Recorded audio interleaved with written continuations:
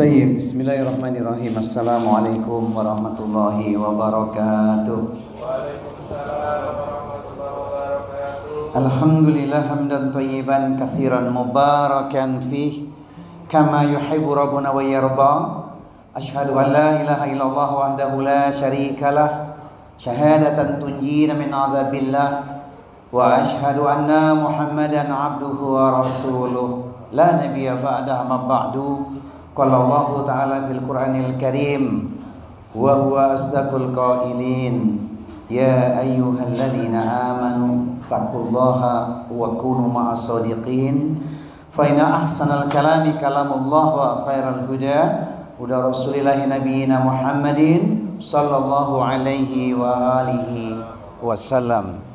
Kepada Allah Subhanahu wa taala kita bersyukur setiap saat, setiap keadaan, karena kita pasti tak mampu untuk menghitung nikmat Allah yang teramat banyak.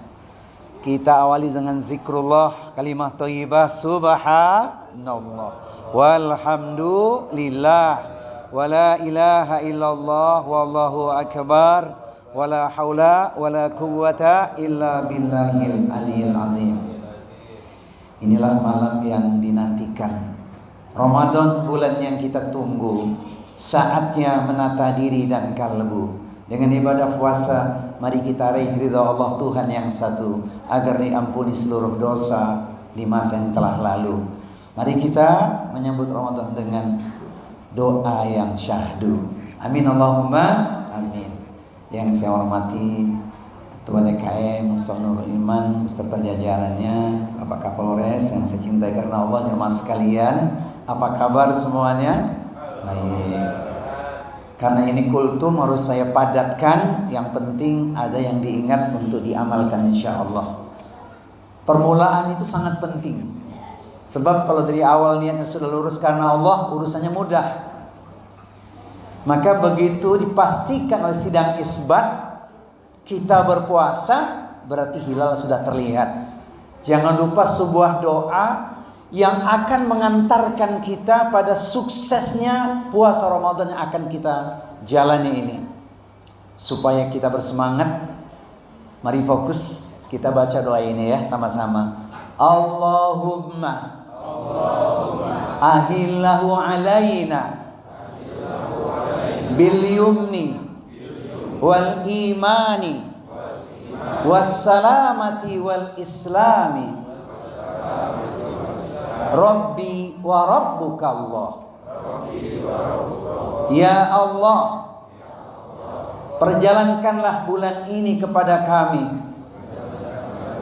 dengan penuh kebajikan, iman, selamat, dan Islam.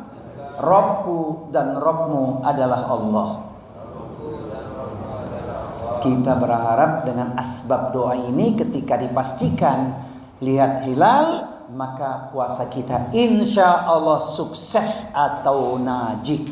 Selama bulan Ramadan yang ada kebaikan terus mengalir, sehat walafiat, lancar, sejumlah keutamaan bisa digenggam, dan puncaknya di akhir Ramadan menjadi ahli takwa, la'alakum tattaqun. Esensi puasa kan demikian, agar menjadi insan yang bertakwa. Ya ayyuhalladzina amanu kutiba alaikumusyamu kama kutiba alal ladzina min qablikum la'allakum tattaqun. Maka dengan asbab doa tadi insyaallah gelar pertama akan kita raih, yaitu la'allakum tattaqun. Jadi orang yang bertakwa. Orang takwa itu dijamin bahagia hidupnya. Di dunia Allah berikan jalan keluar atau solusi menghadapi persoalan hidupnya. Kita sudah merasakan. Wa may yattaqillaha yaj'alhu makhraja wa yarzuqhu min haitsu la yahtasib. Siapa orang yang bertakwa kepada Allah, niscaya akan diberikan kepadanya jalan keluar atau solusi, bahkan diberikan untuknya rizki lewat arah yang tak disangka-sangka. Maka jangan heran Ramadan banyak berkahnya, Ramadan banyak keutamaannya. Selain bulan rahmat, bulan ampunan, bulan doa, bulan dakwah, dan pastinya juga Ramadan bulan THR. Betul ya Pak? Tapi jangan salah arti, kalau bagi Ustadz THR ada arti khusus tuh. THR artinya tausiah hari Ramadan. Ya, ini menjadi spirit bagi kita. Maka jamaah sekalian, ayo semangat. Ada 10 amalan yang mesti kita jaga ini. Tidak saya rinci, sekedar kita ingat saja. Kalau 10 amalan bisa kita tunaikan, dapatlah gelar kita la'alakum tattaqun itu. Agar di akhirat kita menjadi penduduk surga. Tilkal jannatul lati nuritsu min ibadina man kana taqiyya. Dan surga itu hanya kami wariskan bagi orang-orang yang selalu bertakwa. Quran surat Maryam surat 19 ayat di nomor 63. Izin bertanya, adakah di antara jamaah yang lahirnya tahun 1963? Tahun berapa Pak lahirnya Pak? Lahir 1963 ada nggak? Ada di antara bapak-bapak? Di antara jamaah ada? Itu calon dari surga itu. 1963. Kalau bagi wanita yang namanya Maryam, ada nggak yang punya nama Maryam? Alhamdulillah, beri kabar gembira pada seorang muslimah yang namanya Maryam. Kemudian yang lahir tahun 1963. Memang itu surat Maryam ayat 63 yang Allah janjikan menjadi penduduk surga asalkan bertakwa.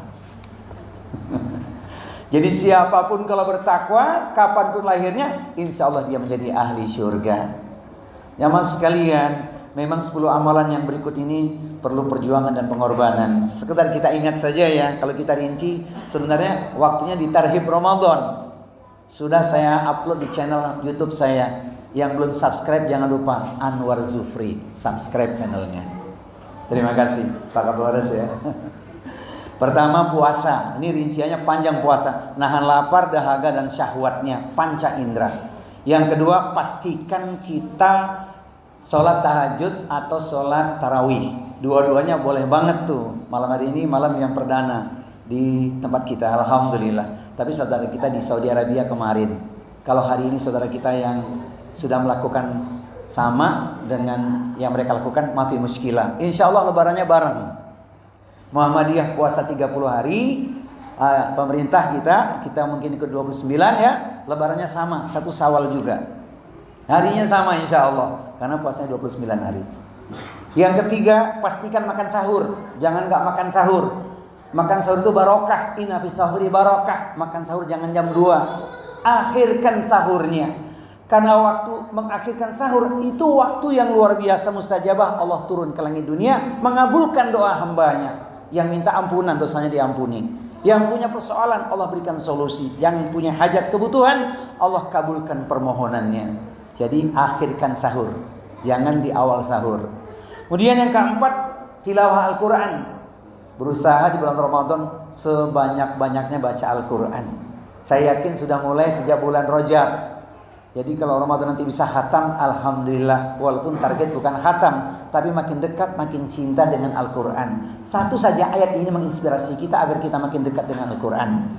Kitabun anzalnahu ilaika mubarakun liyadabbaru ayatihi waliyatadzakkara ulul albab. Kitab Al-Quran yang kami turunkan penuh berkah. Bagi siapa? Bagi orang-orang yang mentadaburinya, membacanya, merenungkannya, mengamalkannya. Dialah orang-orang yang disebut ahli fikir dan ahli zikir. Semoga kita semua termasuk ahlul Quran. Amin ya rabbal alamin. Kemudian yang kelima, yang tidak kalah penting adalah momentum untuk kita menyegerakan berbuka. Berbukanya jangan ditunda-tunda. Allahu Akbar, Allahu Akbar. Azan maghrib bukan azan asar ya. Nah itu kita berbuka. Jangan lupa, walaupun kita sudah membaca doa ulama, Allahumma lakasumtu wa bika amantu wa ala rizkika aftartu birahmatika ya arhamar rahimin. Doa Nabi jangan lupa. Kaidahnya setelah kita baca Allahumma lakasumtu, baca bismillah, minum. Kemudian bacalah doanya Nabi.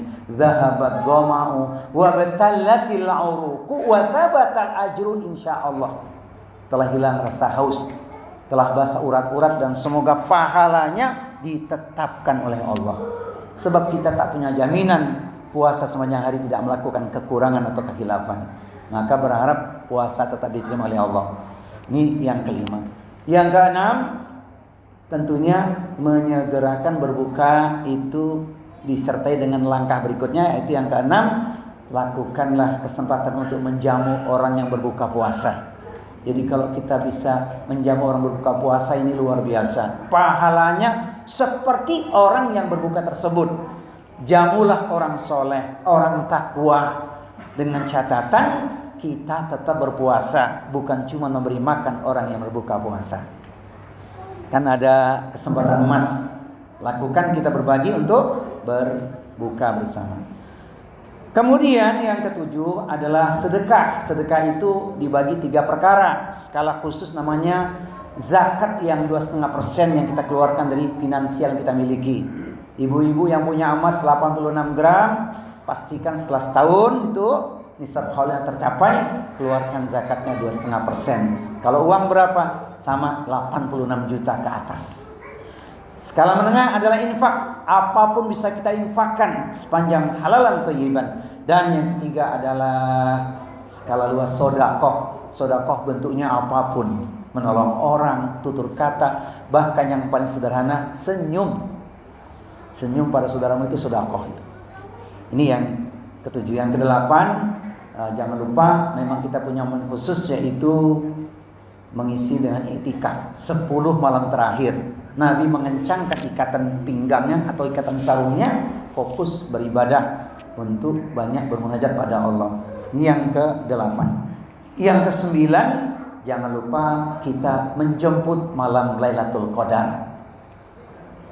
Asbab kita dapatkan Lailatul Qadar, maka insya Allah perilaku kita, akhlak kita, kehidupan kita akan berubah.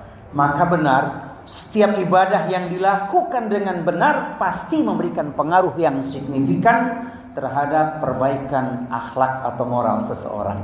Wa likulli ibadatin minal ibadati shahihah atharun fi taqwimi akhlaqi qaimi biha.